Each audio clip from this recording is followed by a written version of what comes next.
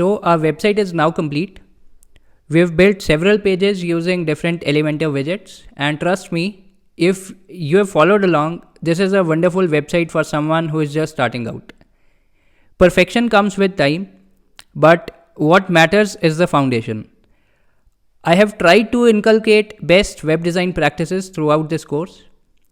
Obviously, this is a very small website and I'll add more features to it with time.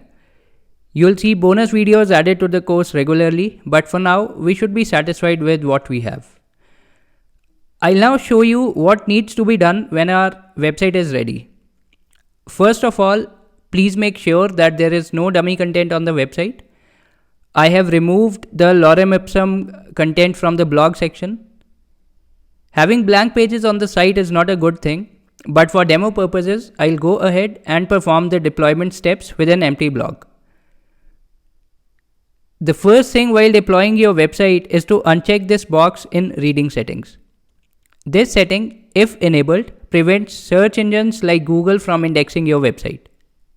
Now that we want them to index our website, we will uncheck this and save. Next, we'll configure the Yoast SEO plugin that we have already installed on our website. Let's click on this link to run the first time SEO configuration wizard. This wizard will run us through a number of steps, and all we need to do is to provide some information in each of these steps, and the plugin will configure various settings in the backend based on what we specify. In the first step, Yoast wants to know whether we want our website to be indexed by search engines or not. The answer to that question is yes. So let's select option A and click next. We now need to tell Yoast about the category of our website. You can select something else if you do not find a relevant category in the list. But for this case, I would probably choose an online shop because I would be adding some e-commerce features to the site in coming weeks and months. In the next step, we need to provide some information that will be used in Google's knowledge graph card. If you have no idea about what that means, don't worry. I promise I'll cover such topics in bonus videos. For now, just provide as much information as you can in the best interest of the website. Complete WordPress Mastery represents an organization, so I'll select that and enter its name.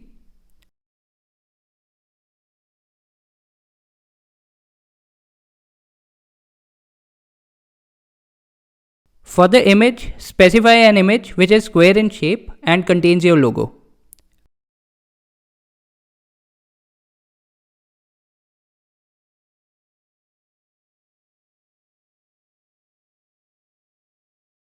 I normally go with a resolution of 500 by 500 pixels. Let me quickly enter the URLs of social media profiles for the organization. I'll click on the icons that we've used on our website and copy and paste the URLs quickly.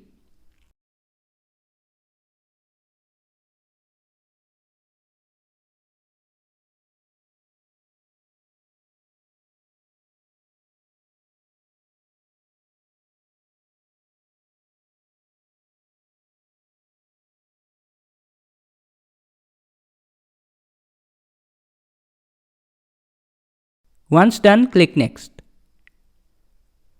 Here we need to specify what types of content should appear on search engines. Out of these three choices, I do want posts and pages to appear, so I'll select yes for them. However, I do not want templates to appear on search engines because templates are not meant to be clickable by people. Therefore, I'll select no.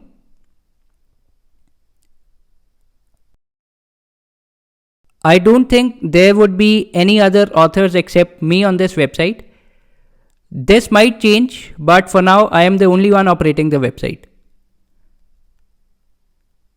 Now, what you specify here will appear inside your HTML page titles as part of your website's snippet on search engines. Yoast also uses a separator that appears between the page title and website name. Select the one you like and click next. I don't want Yoast to track my website's data. Your preference may be different, but I'll select no and click next.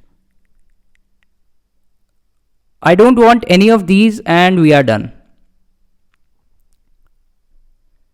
So we've run this wizard and let's now take a look at the different pages and options available inside Yoast. On the Features tab, you can enable or disable what you want or don't want. Under Webmaster Tools, you can enter the verification codes for various tools provided by search engines. If you verify any of these, Yoast will display some data from them. The most important page inside Yoast is Search Appearance, according to me. This is where you specify the settings that really matter. On the General tab, you'll find fields that have been pre-populated by what we specified in the configuration wizard. You can change the value of any of these if required. Under Content Types, you can specify some more information about the types of content that you want to appear on search engines.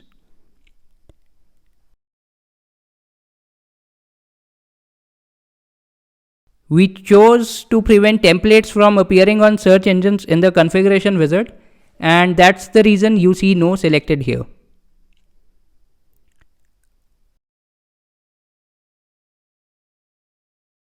Under Media, I recommend not changing this. Keep this setting to yes unless you know what you're doing. We'll discuss what taxonomies are in bonus videos, but under this tab,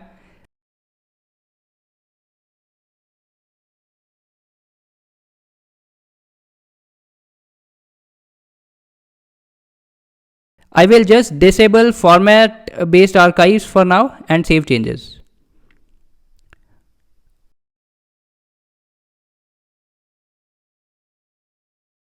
Under Archives, I will keep Author Archives to disabled. I'll also disable Date Archives and save changes. I will enable the breadcrumbs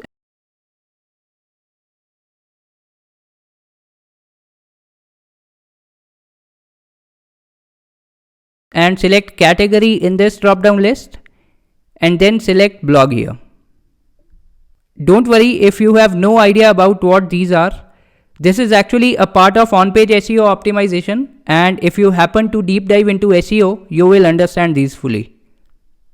For now, just do what I'm showing and you should be good. I'll not change anything in the RSS tab. On the social page, you can specify the links to your social media profiles. There are these tabs for Facebook, Twitter, and Pinterest, and you can make use of these if you want some additional features supported by them. Yoast also includes some tools that come in handy on several occasions. And the premium page is basically their advertisement for the premium version. When you install and activate Yoast, it actually generates an XML sitemap for your website, which is kind of a navigation map of your website for search engines. If you append a / followed by sitemap.xml to the root URL of your website, you will see this sitemap. First of all, notice the address bar. You have been redirected to a file called sitemap_index.xml, which is the index containing a list of multiple sitemaps, which is 2 in this case. One sitemap is for the posts, while the other is for pages. We don't have any blog posts at the moment. That's the reason you see only the URL of the posts archive page. When you add blog posts to your website, their URLs will be added automatically to this sitemap. The page sitemap contains URLs of all the pages of our website. Now, the presence of a URL in a sitemap means that you are inviting search engines to index that URL. However, I do not want pages like privacy policy, terms of service, and the thank you pages to appear on Google. To prevent these pages from being indexed by search engines, we need to configure some Yoast settings for each of these pages. Let's head over to WP Admin and open all of these pages.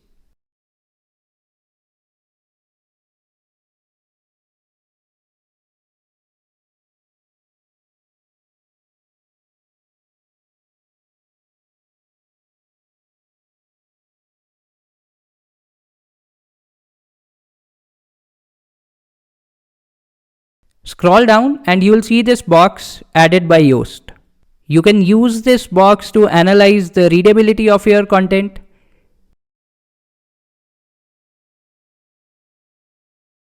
see how the snippet of this page will look like on Google, and to specify things like HTML title for the page, slug, meta description, and so on. But what I am interested in at the moment are the various options under advanced. I do not want to allow search engines to show this page in search results. Therefore, I'll select no in this list. Now, our page might contain some links to other pages. I have no problem with Google following those links and visiting those pages. So I'll keep yes selected here and click update. Let me do this quickly with the other 3 pages.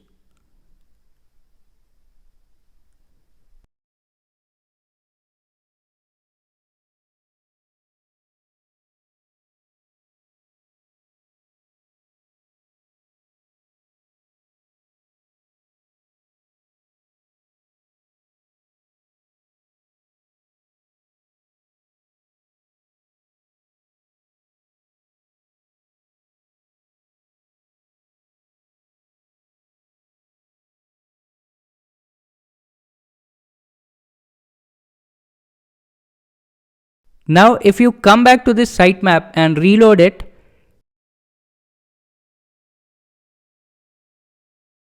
you will notice those 4 URLs are no longer here. So Yoast generates this sitemap based on our preferences, and search engines honor the sitemap of our website and do not index content against our wish. We'll submit this sitemap to Google Search Console in the next video. So this was all about the Yoast SEO plugin. I have adopted a few shortcuts just to make things quick, but when you deploy your website, please make sure that you do not have any empty pages or pages with dummy content. Also, upload featured images for every page, whether or not you display the image on the page or not. Use HTML page titles, use the right slugs and appropriate meta descriptions. Obviously, this is something which comes within the purview of SEO, but this is how things should be done. See you in the next video.